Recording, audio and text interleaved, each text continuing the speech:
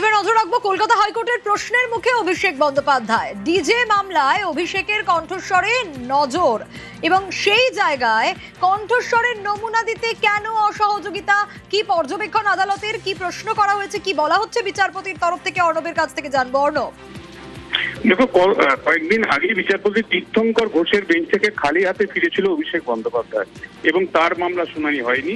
মামলাটি বিচারপতি সৌগত ভট্টাচার্যের কাছে অ্যাসাইন করে প্রধান বিচারপতি এবং সেই মামলাটা জরুরি শুনানি হচ্ছে না। বিচারপতি সৌগত ভট্টাচার্যের বেঞ্চে এই মামলাটি শুনানির জন্য ফের দৃষ্টি আকর্ষণ করা হয়।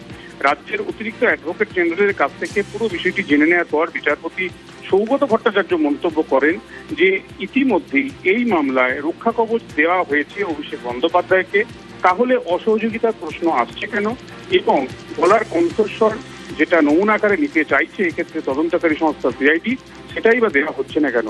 কার্যত বিচারপতির এই মন্তব্য তা কিন্তু অত্যন্ত তাৎপর্যপূর্ণ, কারণ পরপর বেশ অর্ণব, বেশ।